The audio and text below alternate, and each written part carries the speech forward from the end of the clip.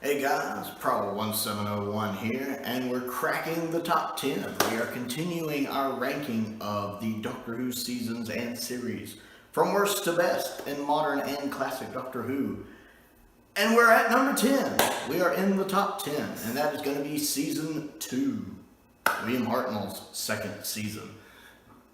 Excuse me. I really liked season 2. I'd never seen any of season 2 before this year, which I'm still recording this in 2022. But a lot of my subscribers, a lot of you guys have been nice. Y'all have sent in several DVDs, so I've got to experience these stories in this season for the first time. And what a season. I'd always heard season 2 is Hartnell's best season. And man, it's just a ton of good episodes and one really bad episode. Now, I haven't seen all of the season yet as I'm recording this, because I'm kind of recording all of these close together because I want to just kind of give a snapshot of where my mind frame was in October of 2022. So that's when I'm recording all of these, October of 2022. So the season 2 box set still has not come out yet. But I've seen most of season 2. And we'll go through and talk about it. Planet of Giants, I thoroughly enjoyed that story. My sinuses are really acting up and I don't know why. I like Planet of Giants though. It's a really good story. I enjoy the set pieces. The sets look really good. Has this very Honey, I Shrunk the Kids vibe to it, which I really like. Especially the sink, when they're on the giant sink, that's really well done. The giant grass, when they're in the grass, is really well done. I enjoy the scene when the two guys are talking and one shoots the other, because just for a second I feel like I'm in a Perry Mason episode, and I love me some old school Perry Mason, so I enjoyed that. I almost forget I'm in a Doctor Who episode. Seeing like the dead ant and bugs and the box of matches, I feel like I'm watching a teleplay. I really do feel like they're putting on a play and it's just recorded, like a recorded teleplay, and I love that. That really appeals to the theater major in me. It's what I did in college, actually, was theater. So I very much enjoy that. Such a fun story. Then we have the Dalek invasion of Earth, which I think is the first really good Dalek story, because I wasn't a big fan of the Daleks. It's okay, but it drags on too long. The Dalek invasion of Earth, it's a set piece. They put some money into this bad boy. They knew the Daleks were a winning formula at this point, and having them on Earth, seeing the Daleks running around London like that, and just these iconic scenes and these iconic places, is just so cool to watch. I love all the location work with the Daleks and stuff. Seeing the Dalek language scribbled on landmarks and stuff, which I know they got in trouble for. I think Susan actually gets some stuff to do. She's still a little annoying in this, like when she falls down and hurts her ankle, and I'm just like, it's Susan. But she has some really nice moments. It's nice to see her relationship with David develop over the story. And her departure is really well done. I love just the conversation between her and Hartnell. It's so good. And of course we get that phenomenal Hartnell speech that is so amazing and so well remembered. It's a wonderful companion departure and a really good story. Hartnell does a really good job in this, and I really like the concept of the Robo-Men and what the Daleks have done to them. I love the fact that when the Doctor beats down one of the Robo-Men, you see he has a wedding ring on. So whoever he was before, he was married, because he does have a wedding ring on his finger. It's a nice little touch just to tell you how it just kind of adds to the tragedy of what's happened to these people.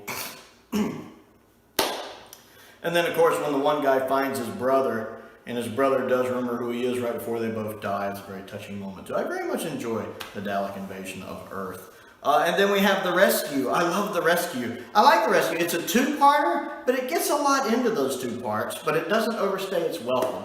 One, it introduces Vicky, and I love Vicky. Vicky is amazing. Vicky is everything Susan should have been.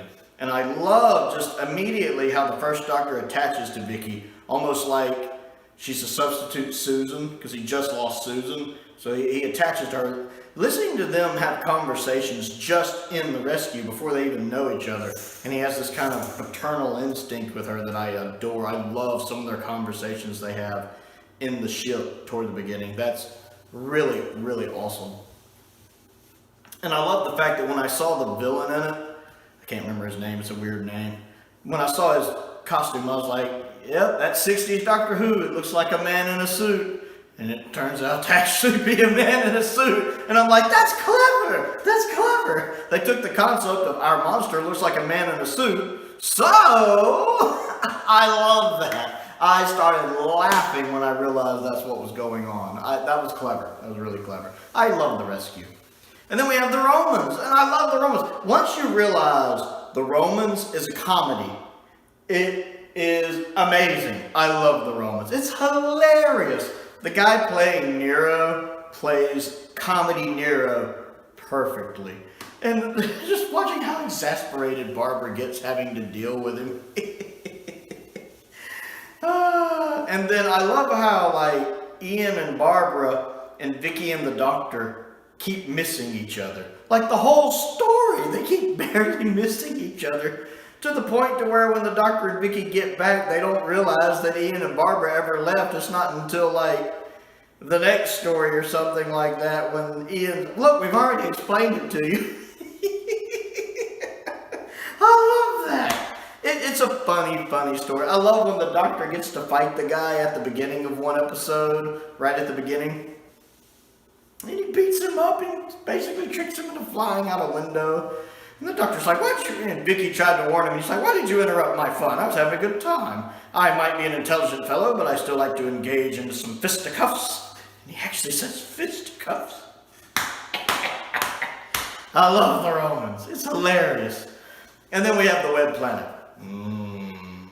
That's the fly in the ointment. The turd in the punch bowl, so to speak. That's the bad one. If anyone wants to say, season 2's perfect, I'm like, have you seen the Web Planet? That is the bad one. One of the worst classic Doctor Who stories I've ever seen. And as I was always told about it, it boils down to ambitious but didn't have the budget to pull it off. The Web Planet is one of those stories that needed to be a missing serial. Because if they had animated it and taken the liberties that were, say, done with like the Macroterra, you could have a really good version of the Web Planet. If you had an animation of the Web Planet where they weren't like constrained to stick to the script and they could do like Macroterra did and have some creative liberty, you could have had a really good animation of Web Planet. Because the story's fine. The ambition is there. The only problem with the Web Planet is that the episodes survive because they're awful. If there's ever an episode I'm like, that one should have been a missing story, it's the Web Planet. Because it's not realized well. To be fair, I do like the Zarbi. I think the Zarbi are realized well. The actual props of the Zarbi. Their legs look a little human, but the camera does a lot of work to hide that. It's pretty much everything else, including the Zarbi noise, that's really awful. Although some of the actual set's really good too, I will admit. There are some actual shots of the set that look really good. But it's pretty bad. The Vaseline on the camera. The Zarbi running into the camera. It's so bad. It's so bad. We need to just destroy every single copy of the Web Planet, claim it was a missing episode, and the next time they start up the animations, they can just animate it. And then we have the Crusade, which I've never seen. Part of it's missing. I've never seen it. We also have the Space Museum and the Chase, which I've never seen. I actually have a copy of the Space Museum and the Chase, but I think I'm just going to wait for the box set to come out at this point, since it is just at the time of recording this. If it releases on the 14th, a little over a month away for me, so I'll probably just wait. Matter of fact, by the time you guys see this video, I should have already watched them, reviewed the season, so those videos will be ahead of where I am filming this video. But I am looking forward to seeing them, especially the Chase. I know it's supposed to be pretty humorous, but I do want to see it. And then there's the Time Meddler, and I love the Time Meddler. It's so good. I like the guy playing the meddling monk is so good. I understand he was a comedian in real life, and I can see that. He kind of reminds me of Troutman at times, actually, and that's a compliment, I promise you. I like him. I like how it does a slow burn with him, too. You don't quite know what's up. They find the watch. You can tell he's looking for it because he looks like, oh, where'd my watch go, you know? And the fact that the chanting of the monks is just a recording. I love that cliffhanger when he traps Hartnell, and Hartnell's feeling all clever for having found the recording. Yes, I knew it was. But then he gets trapped. and he acts all indignant when he's looking out at the bars. Like, how dare you have the audacity? You know, he just has that indignant look on. It's very First Doctor, and I love it.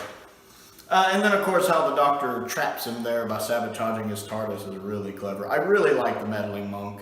And I know that they've done a lot of touch-up work on it, putting it through Vidfire and all that, so I'm really looking forward to rewatching it again. There's several of the stories I think I'm going to rewatch when I get the Season 2 box set. Planet of Giants, Dalek Invasion of Earth, and The Meddling Monk for sure.